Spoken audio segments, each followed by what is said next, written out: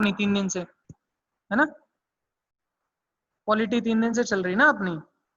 अभी आज हम देखो, आपको अभी तक मैंने पढ़ाया 2012 से 2017 तक का लास्ट जो है 12th 5 year plan, right, 5 year plan, okay. तो जो 12th 5 ईयर प्लान आपको पढ़ाया 12 से 17 तक, सर 17 के बाद से क्या चल रहा है आप ध्यान से सुनना जरा। 2014 में मोदी जी प्रधानमंत्री बने, ठीक है, मोदी जी, और 2015 में एक चीज लाई गई कि भैया जो 5 ईयर प्लान की जो सीरीज चल रही है, जो कौन बना रहा है, प्लानिंग कमीशन, प्लानिंग कमीशन और एनडीसी मतलब नेशनल डेवलपमेंट काउंसिल, ये जो मिलके भारत के लिए प्लानिंग कर रहे हैं, इकोनॉमिक प्लानिंग कर रहे हैं, इसको जो है यहाँ से खत्म किया जाएगा और एक नया आयोग बनाया जाएगा जिसका नाम होगा नीति आयोग। नीति आयोग का फुल फॉर्म है national institution for transforming India, transforming India. ये कब बना? 1 जनवरी 2015 को इसने कार्य करना चालू कर दिया और हमारी 2017 से जो प्लानिंग है वो इस तरीके से हो गई कि 3 ईयर 5 ईयर 7 ईयर के लिए कुछ टारगेट्स रखे गए कि 3 साल में ये, 5 साल में ये, 7 साल में ये, ऐसी कुछ प्लानिंग रखी गई डेवलपमेंट से रिलेटेड, इकोनॉमिक पॉलिसीज से रिलेटेड, इस तरीके की चीजें। तो ये क्या होता है नीति आयोग?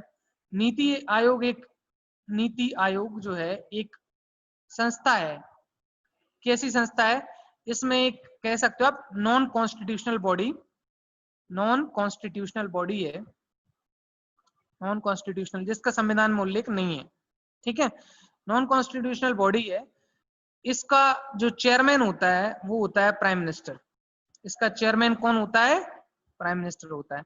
एक डिप्टी चेयरमैन होता है जो प्राइम मिनिस्टर के द्वारा अपॉइंट किया जाता है और इसमें कुछ सदस्य होते हैं, कुछ फुल टाइम कुछ पार्ट टाइम, फुल टाइम भी होते हैं कुछ।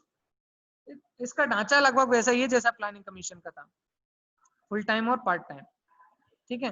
तो जो फुल टाइम मेंबर होते हैं वो लगभग लगभग कैबिनेट मंत्री होते हैं और पार्ट टाइम मेंबर जिन्हें बाद में हटाया भी जा सकता है, मतलब साल भर के लिए बना दिया, 6 महीने के लिए बना दिया, ऐसा कुछ ऐसे होते हैं जो फुल टाइम मेंबर होते हैं जिन्हें एक्स ऑफिसियो चेयरमैन भी कहा जाता है, ठीक है। अच्छा, यहाँ से एक चीज और निकल के आई कि हमारी जो अभी जो प्लानिंग चल रही है वो ऐसी चल रही है, ठीक है। अब आज हम एक अच्छी चीज पढ़ने वाले हैं, ध्यान से सुनते जाना। शेड्यूल्ड कास्ट, जो हमारा जो चैप्टर चल रहा है ना, इसमें 2 इंपॉर्टेंट चीजें हैं अब आगे वाले, क्योंकि अभी तक हमने जो प्लानिंग पढ़ी है, मैंने आपको क्या क्या पढ़ाया? प्लानिंग कमीशन पढ़ाया, नेशनल डेवलपमेंट काउंसिल पढ़ाई, उसके फंक्शंस पढ़ाए और पूरे के पूरे 12 के 12 प्लान्स पढ़ा दी, राइट। अब इन प्लान्स को पढ़ने के बाद एक और चीज आती है शेड्यूल्ड कास्ट और शेड्यूल्ड ट्राइब, ट्राइब्स। ये क्या चीज होती है? ये हम आप में से कई लोग ऐसे होंगे जो जिनके पास जो कॉलम होता है, जिनके पास जो कैटेगरी वाला एक कॉलम आता है, तो उसमें कोई लिखता है जनरल यानी कि यूआर, कोई लिखता है ओबीसी, कोई लिखता है एससी, कोई लिखता है एसटी, राइट, ऐसा लिखते हैं। तो ये होती क्या है? शेड्यूल्ड कास्ट होती क्या है, शेड्यूल्ड ट्राइब होती क्या है, ओबीसी क्या होता है और जनरल क्या होता है? ध्यान से सुनना। देश आजाद होने के बाद 1947 में देश आजाद हुआ और 1950 में संविधान लागू किया गया। 26 जनवरी 1950 constitution was enacted, constitution was enacted, लागू किया गया, है ना। जैसे हम आज 26 जनवरी को काय के रूप में मनाते हैं? गणतंत्र दिवस के रूप में, रिपब्लिक डे के रूप में मनाते हैं, राइट। अब हुआ क्या कि जो संविधान निर्माता थे, हमारे जो संविधान बनाने वाले लोग थे, उन्होंने एक चीज निकाली जब देश आजाद हुआ, तो इसमें एक चीज रिजर्वेशन बहुत बड़ा मुद्दा बन रहा था, रिजर्वेशन बहुत बड़ा मुद्दा बन रहा था। जैसे आज आप सोचते हैं, आज आप देखते हैं कि जो रिजर्वेशन है, जैसे सरकारी नौकरियां हैं, गवर्नमेंट जॉब्स हैं,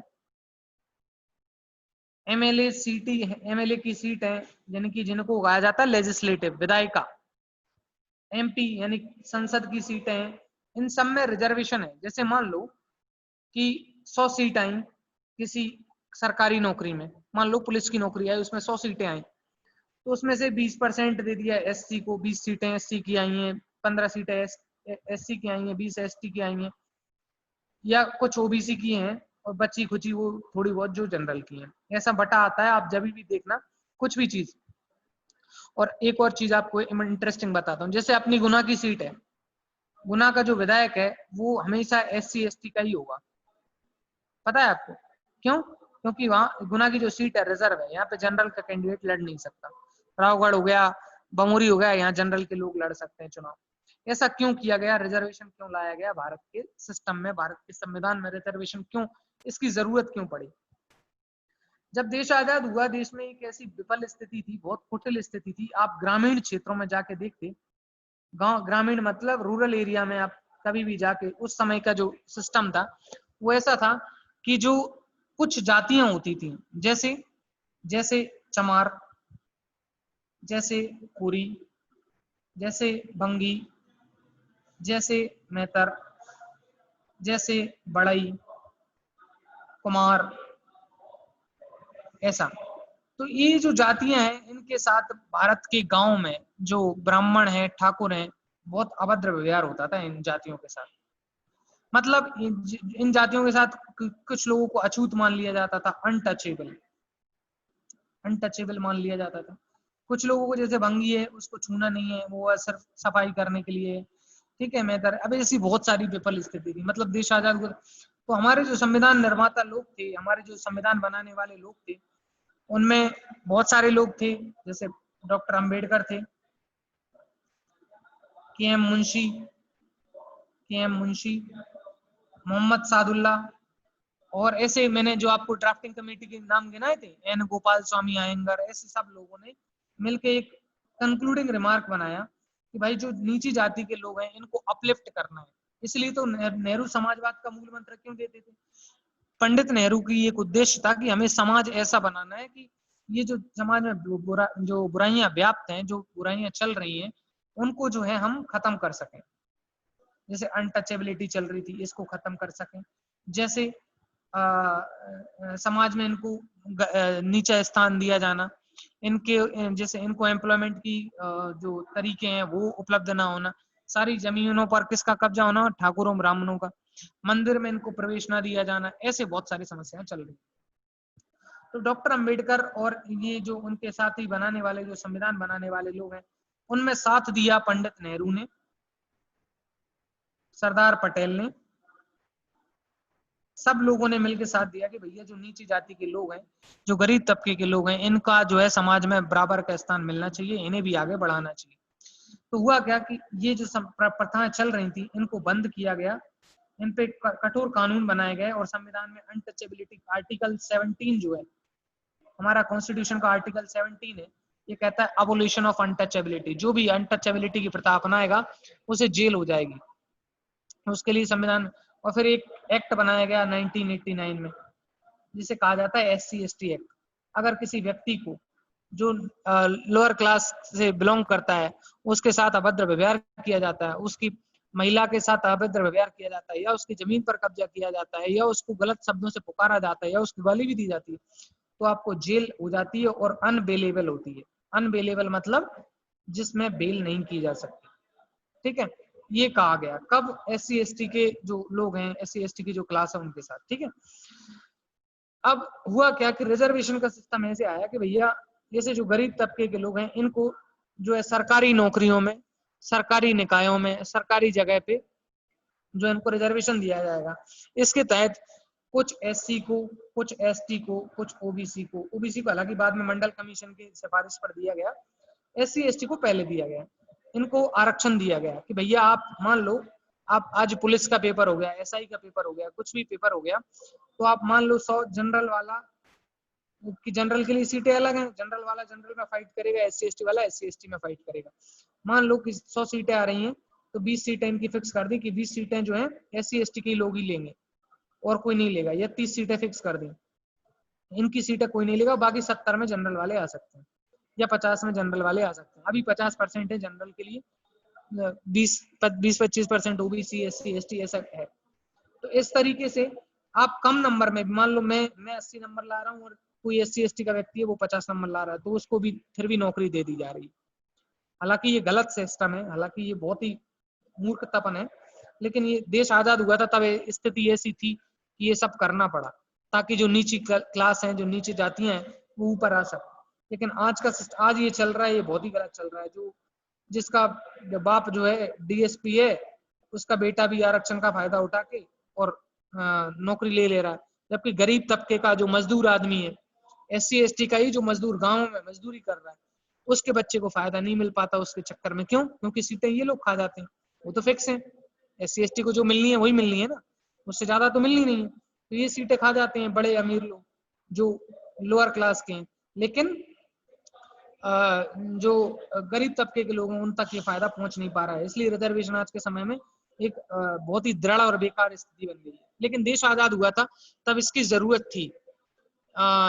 मतलब इसमें ऐसी जरूरतें थी कि भाई गरीब तबके के लोग हैं बेचारे, ऐसी स्थिति थी कि उनके साथ बहुत ही अभद्र व्यवहार करते थे ब्राह्मण ठाकुर, मतलब बहुत गलत तरीके का व्यवहार करते थे। उनकी महिलाएं हैं उनको बेकार मजदूरी, बधुआ मजदूरी कराते रहते थे। उनके जो पुरुष हैं उनसे खान लीपना, ऐसे काम, मतलब अगर मान लो यहाँ पे ठाकुर साहब बैठे हैं और यहाँ पे कोई निकल रहा है चमार जाति का आदमी, तो सब चप्पल हाथ में लेके निकलेगा, ऐसी स्थिति थी। इसकी वजह से रिजर्वेशन की जो सिस्टम है वो बनाया गया था। हालांकि भीमराव अंबेडकर जो थे, उन्होंने भी इस रिजर्वेशन सिस्टम को, अंबेडकर जो थे, 10 साल के लिए बनाया था। भैया संविधान लागू हो रहा है 1950 में, 1960 में इसको खत्म कर देना। लेकिन हुआ क्या कि कांग्रेस पार्टी या जो भी पार्टी उस समय चल रही थी, उन्होंने कहा कि हम खत्म कर देंगे तो SC ST के लोग हमें वोट नहीं देंगे। इसलिए चलता रहा और आज तक चला आ रहा है। और इसकी वजह से ऐसी समस्याएं उत्पन्न हो गई हैं कि हिंदुओं में लोग जो है अपने आप को लड़ाई कर रहे हैं। लोग अपने आप में कि भाई हम जो है रिजर्वेशन के हकदार हैं, हम, कोई कहता है कि आप नहीं हो, आप बेकार। तो यही समस्याएं उत्पन्न हो रही हैं हिंदुओं में। आज के समय में ये क्लास डिवीजन का काम कर रहा है रिजर्वेशन। ये उसी समय खत्म हो जाना चाहिए था, मतलब जब उन लोगों को आगे, या फिर उनमें अमेंडमेंट किया जाना चाहिए था कि जिन SC ST के लोगों को एक बार रिजर्वेशन मिल गया, जैसे मान लो आपके पिताजी ने या दादाजी ने फायदा उठा लिया, तो आपको ना मिले, उस गरीब को मिले जो मजदूरी कर रहा है गाँव में। ऐसा अमेंडमेंट होना चाहिए था। ये जिसने फायदा नहीं उठाया उसको मिले। आपको तो भैया जनरल से फाइट करो आप, जब आपके पिताजी ने या दादाजी ने फायदा उठा लिया है। क्यों? क्योंकि अब आप पिछड़े नहीं रहे, अब आप गरीब नहीं रहे। क्यों? आपने जब मान लो आपके फादर कोई ऑफिसर है या आपके फादर कोई गवर्नमेंट जॉब, तो आप उस गरीबी में नहीं आए।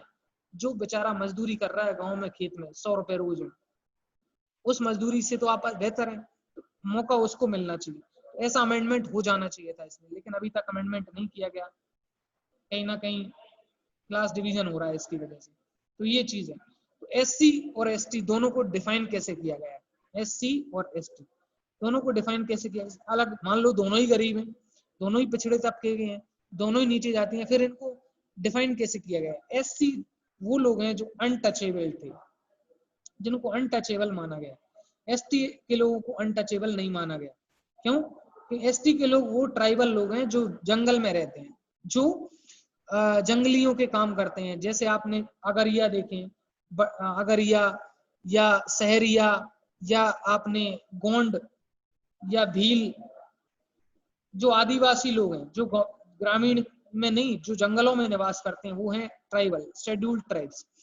और जो अनटचेबल माने गए हैं, जैसे चमार, धोबी, बढ़ई, इन लोगों को SC में, जो कहीं ना कहीं रहते गांवों में, जंगलों में नहीं रहते, लेकिन जो कहीं ना कहीं पिछड़े हैं, जिनको समाज सेवा में लगा दिया गया था, वो है scheduled caste.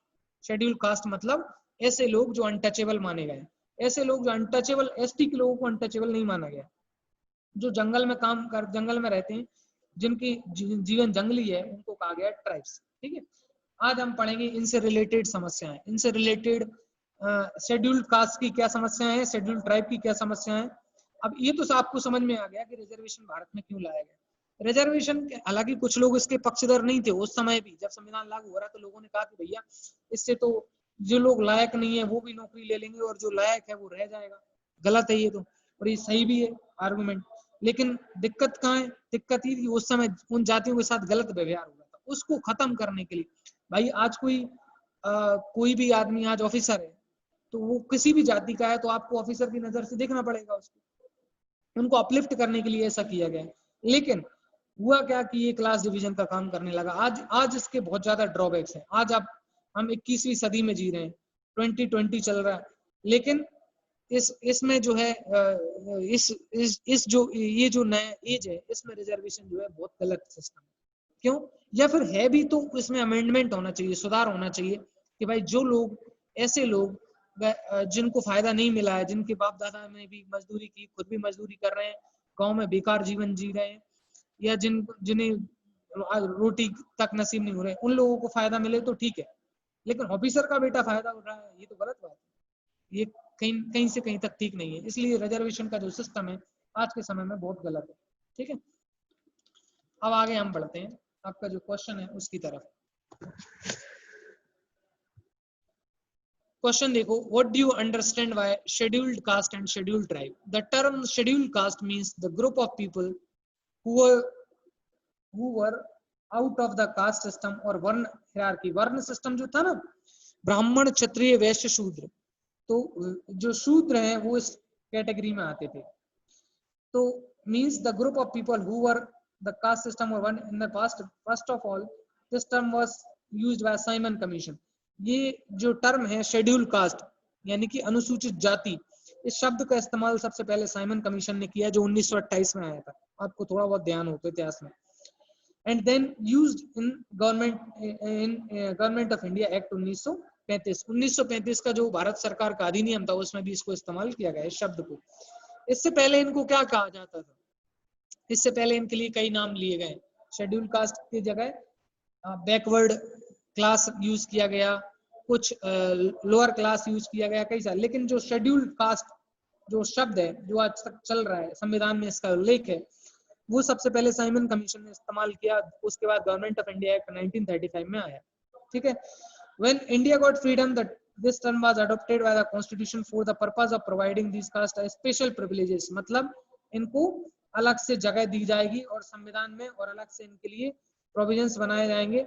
After independence the people of schedule caste and schedule tribes and their rights were recognized and they were declared equal citizens by the constitution of India।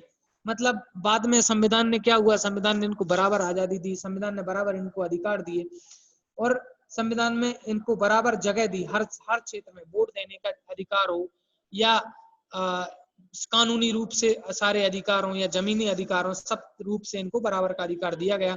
और इनके लिए इनके जो इन पर जो अत्याचार हो गए थे, उनके लिए भी कठोर कानून बनाए गए। शेड्यूल्ड ट्राइब्स क्या मतलब है?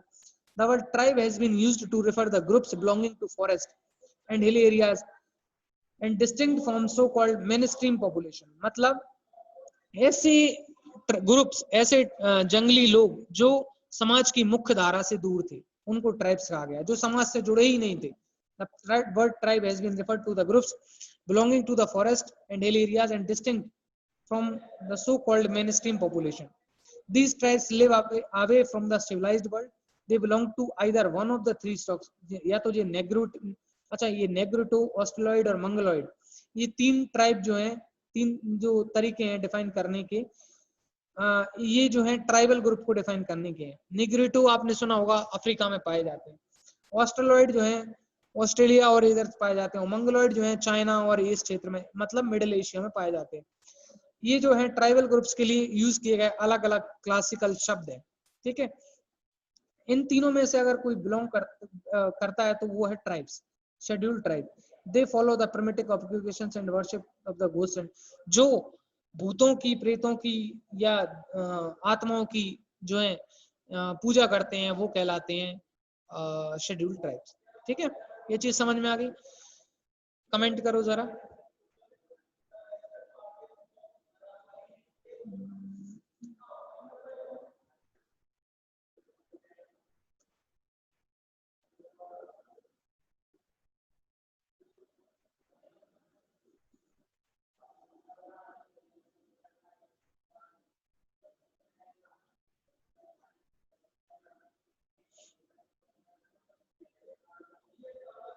देखो, अब आते हैं what are the main socio cultural and economic problems of scheduled caste and scheduled tribes in India. Bharat में सामाजिक और कल्चरल और आर्थिक समस्याएं क्या हैं शेड्यूल्ड कास्ट से और शेड्यूल्ड ट्राइब से। यह क्वेश्चन ऐसा आया, what is the government of India policy and planning for the tribal development and socio cultural upliftment discuss. मतलब भारत में क्या पॉलिसी चल रही है जो ट्राइबल और शेड्यूल्ड कास्ट के जो ग्रुप हैं उनको अपलिफ्ट करने में काम करें। ठीक है। For ages in the past, India was subjected to repeated invasions by the peoples belonging to highly varied cultures and racial types. Bharat में एक लंबे अरसे से ये चीज चली आ रही थी, कल्चरल रूप से और रेशियल रूप से। देखो रेसिज्म क्या होता है, आपने एक शब्द सुना होगा रेसिज्म, सुना है? रेसिज्म का मतलब होता है एक क्लास के लोगों का दूसरे क्लास के लोगों से अब व्यवहार गलत होना। रेसिज्म किसी भी टॉपिक पर हो सकता है।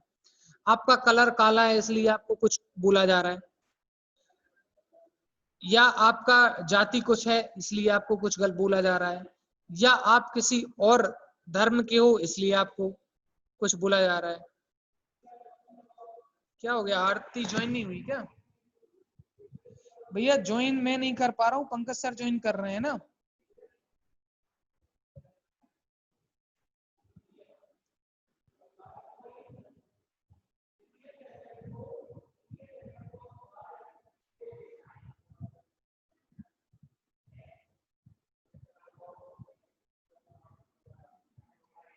पंकज सर कर रहे हैं ज्वाइन, वो अपने आप ही हो रहा है ज्वाइन, मेरे पास ज्वाइन का ऑप्शन ही नहीं आ रहा। ठीक है, चलो समझो।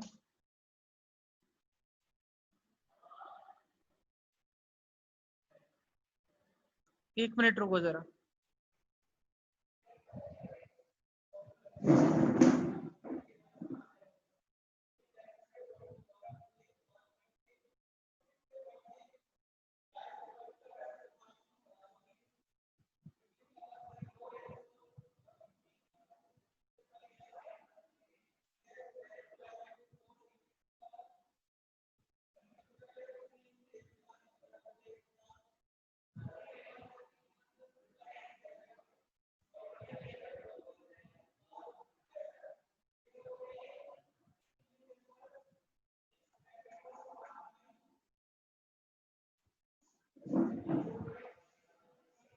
चलो देखो, what are the main socio cultural and economic problems of scheduled caste and tribes in India? For ages in the past, India was subjected to repeated invasions by peoples belonging to highly varied cultures and racial types. Racism का मतलब होता है कि आपके ऊपर कोई ना कोई अत्याचार हो, आपके ऊपर कोई ना कोई अलग बिहेवियर हो। किस चीज को लेके? कि आपका कलर कैसा है, या आप किस धर्म से बिलोंग करते हैं, या आप किस जाति से बिलोंग करते हैं।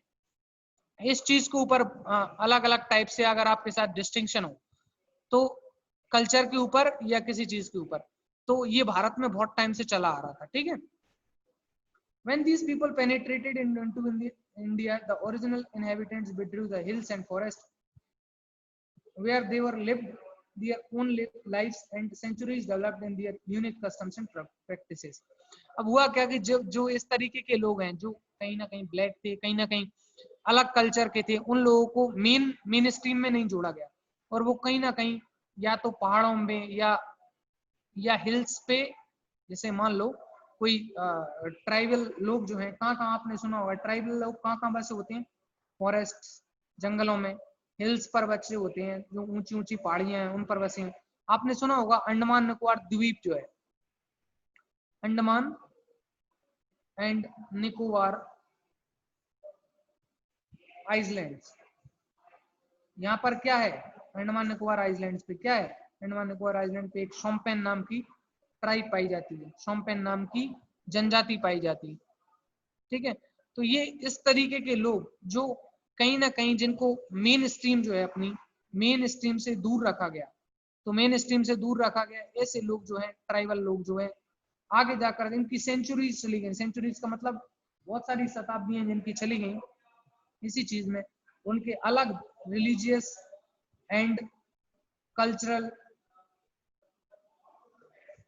कस्टम्स डेवलप हो गए, मतलब उन्होंने अलग अलग टाइप के उनके त्योहार होने लगे, अलग अलग टाइप के उनके पहनावे होने लगे, अलग अलग टाइप के उनके धार्मिक स्थितियां होने लगी, अलग अलग उनके कल्चर होने लगे, संस्कृति डेवलप हो गई लंबे समय बाद, और उन्हें आज हम ट्राइबल रूप में जानते हैं। They lived their own lives and centuries developed their unique customs and practices. Okay, in the Constitution of India they are listed under the heading scheduled tribes.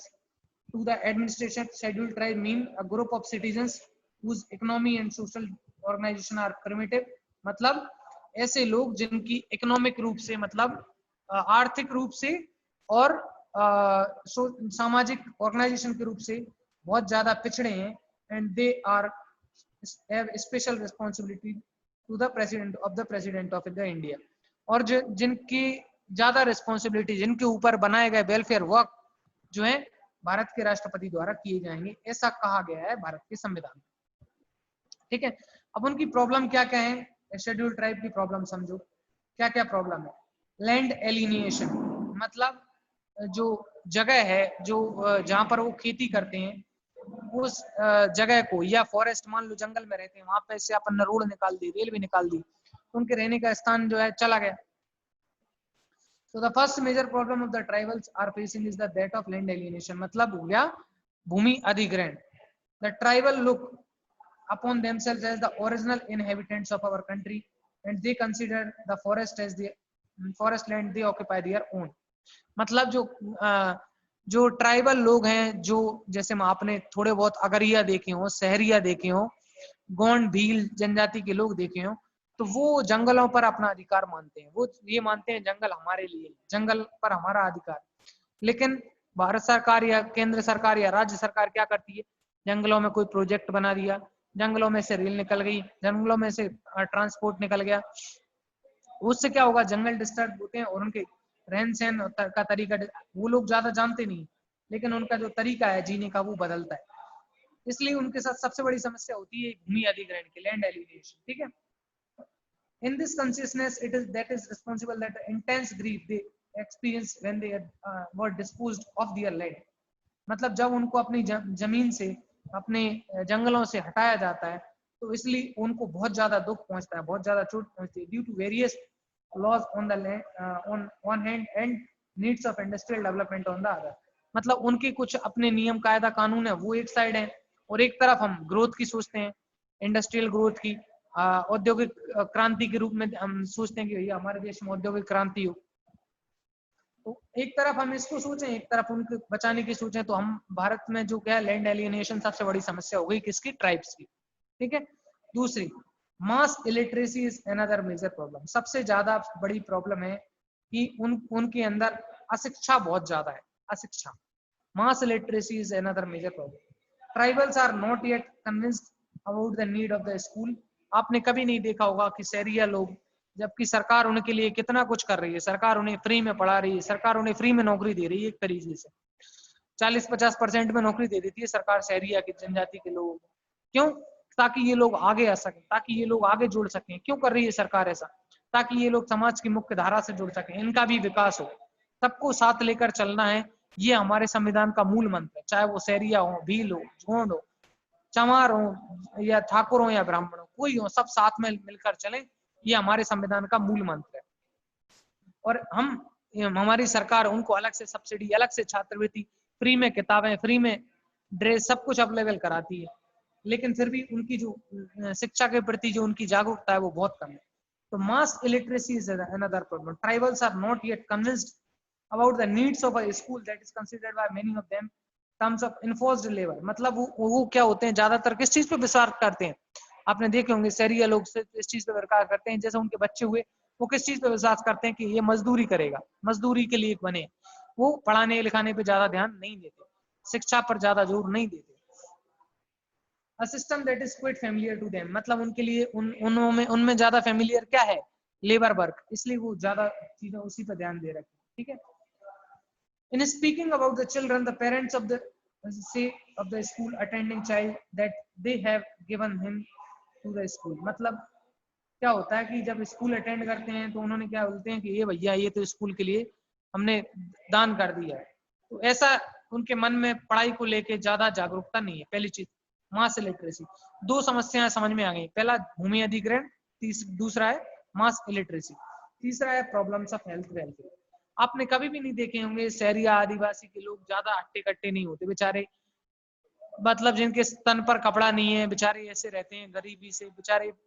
आप देखोगे तो देख नहीं पाओगे, फटे पुराने कपड़े, उसी में दिन भर मजदूरी करते हैं, 100-200 रुपए मिल गया। उनके जीने का तरीका जो ऐसा है, वो जो 100-200 रुपए मिले ना उसमें उसी को वो शाम को खा पकाते हैं, और वो इसी जंगल झोपड़ी में रहते हैं, जंगलों में रहते हैं। अब ऐसे लोगों को रिजर्वेशन मिले तो कोई दिक्कत नहीं है, ऐसे लोग रिजर्वेशन का फायदा उठाएं तो कोई दिक्कत नहीं है। लेकिन ऐसे लोग जो डेवलप हैं, जिनके पास पैसा है, बस अकेली जाति पीछे लिख रही है, वो फायदा उठाएं तो गलत है। इसलिए संविधान में रिजर्वेशन वाला जो कॉलम है उसमें संशोधन करना जरूरी। आप यकीन मानो, जो गौंड भील, शहरी या भील जनजाति के लोग हैं, जिनके पास इन चीजों को अफोर्ड करने के, एजुकेशन को या अच्छा जीवन अफोर्ड करने के पैसे नहीं है, या अच्छा हेल्थ, मान लो वो बीमार हो जाते हैं, तो वो लोग क्या करते हैं, आपने देखे होंगे शहरी लोग जादू टोना फूक इनमें विश्वास रखते हैं, वो हॉस्पिटल नहीं पहुंच पाते बेचारे गए इतने, और पहुंच भी जाए तो उनके पास पैसा नहीं होता, मर जाते हैं। तो ये जो समस्या है, problems of health welfare, the health programmes of the tribal development blocks has not been very successful. मतलब जो हमने, अच्छा मुख्यमंत्री ने, हमारे शिवराज सिंह चौहान ने एक स्कीम चलाई है, जिसके तहत क्या होता है कि वो लोग जो ट्राइबल ग्रुप हैं उनको सरकार जो है एक एम्बुलेंस चलाती है, उस एम्बुलेंस में सारी व्यवस्थाएं, एक डॉक्टर रहता है, एक नर्स रहता है, और सारी दवाइयां फ्री में उपलब्ध करवाती है, जो गांव गांव घूमती है, जंगल जंगल घूमती है। ऐसे काम प्रोग्राम भी सरकार चला रही है ताकि उन तक अगर वो बीमार हो जाए तो वो उनको हेल्थ फैसिलिटी पहुंचे। सरकार इतनी एफर्ट लगाती है, लेकिन वो लोग जो हैं उनका कल्चर इतना ऐसा डेवलप हो गया है, वो लोग क्या सोचते हैं, हम मजदूरी के लिए बने हैं, मजदूरी करते हैं, शाम को दारू पीते हैं। दारू भी पीने का भी उनका जो तरीका है कैसा है, भील लोग जो है ताड़ी पीते हैं, कच्ची दारू, ताड़ी जिसको बोलते हैं, ठीक है। शहरिया लोग दिन भर दारू में और धुत रहते हैं। शहरिया लोग जहाँ रहते हैं वहां सहरा, उस जगह को कहते हैं सहराना। भील भील जो है इतने भील एक तरीके से भील, कुछ लोग भील को लोग जो है क्रिमिनल भी माना जाता है। क्यों माना जाता है, क्योंकि भील जो है सामूहिक रूप से इकट्ठे हो जाए ना तो लूटपाट भी कर लेते हैं, ठीक है। भीलों की भी कई उपजातियां हैं, जैसे भील की हैं बिलाला, पटेलिया, हाँ ऐसी कई सारी उपजातियां हैं। गोंड की हैं अबूझमाड़िया, दंडामी, ऐसे कई सारे हैं। तो ऐसे बहुत सारे ट्राइबल ग्रुप्स मध्य प्रदेश में भी पाए जाते हैं, आपने देखा होगा। तो उनकी तीसरी सबसे बड़ी समस्या क्या है, problems of health. The health programmes of the tribal development blocks has not been very successful because of the shortage of staff and attitude of the tribals toward disease and cure. मतलब जो tribal लोग हैं उनका attitude कैसा है बीमारी के प्रति, वो दवाई से ज्यादा झाड़ फूक और इन चीजों पे यकीन करते हैं, ठीक है। एक तो उनका एटीट्यूड, दूसरा सरकार उतनी अच्छी व्यवस्था नहीं कर पाती, इसलिए भी उनका हेल्थ सिस्टम जो है फेल है।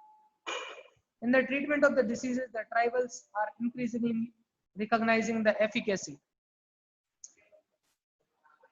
of modern medicines। मतलब वो जो ट्राइबल लोग हैं उनको मॉडर्न मेडिसिन से उनको ज्यादा विश्वास नहीं होता, ज्यादा उनको यूज अप नहीं करते, but they don't have not given up the medicine and with this magical treatment. मतलब उनका जो तंत्र मंत्र जादू टोना है उनको उन्होंने छोड़ा नहीं। ये सबसे बड़ी समस्या, यहाँ तक काफी है, ठीक है। इसके बाद अगले पॉइंट देखो, lack of public utility services. उनमें जो है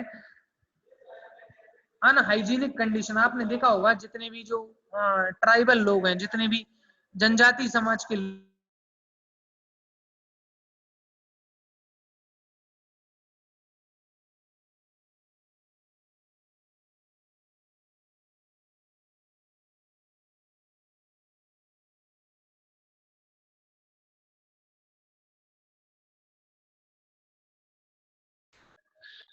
the unhygienic conditions of their huts, malnutrition among children। आपने देखा होगा उनके जो झोपड़ी हैं, उनके जो झुग्गी झोपड़ी जहां वो रहते हैं, वो कितनी गंदी बाड़ा से रहते हैं, कितनी गंदगी मचाए रहते हैं, और उनके बच्चों में माल न्यूट्रिशन मतलब कुपोषण बहुत ज्यादा होता है।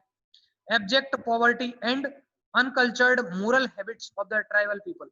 मतलब उन इतनी ज्यादा गरीबी और uncultured moral habits of the tribal, मतलब उनकी जो आदतें हैं वो इतनी ज्यादा खराब हैं कॉज ऑफ वेरियस डिसीजेस, जो कारण बनती हैं बहुत सारी बीमारियों का। Most of the tribal villages lacked protected water supply, मतलब ज्यादातर के जो जो जनजातीय समाज के जितने भी गांव हैं उनमें एक तो पानी भी जो है वो सही से नहीं मिल पाता, साफ पानी भी नहीं होता है।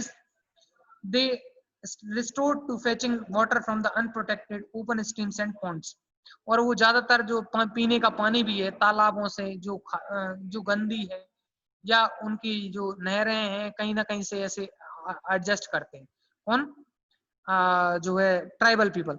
तो ये जो पब्लिक यूटिलिटी की जो सर्विसेज हैं जो हमें मिल पा रही हैं, जो आपको मिल पा रही है, हम सभी लोग शहर में रहते हैं, हम सभी बीमार हो जाए तो डॉक्टर के पास जाते हैं, हम सभी लोग शुद्ध पानी पीते हैं, हम सभी लोग अपनी दिनचर्या सही रखते हैं, हम सभी लोग नशा पत्ती से दूर रहते हैं। इन सब चीजों का बिल्कुल अपोजिट है ट्राइबल लोगों के साथ। तो वो इसलिए है क्योंकि वो सदियों से हजारों सालों से ऐसे ही रहते आए हैं, उनके वंशज उनके पूर्वज ऐसे ही रहते आए हैं, इसलिए उन्हें जो है ट्राइबल लोग जो हैं उनको उनको अपलिफ्ट करने के लिए सरकार बहुत सारे प्रोग्राम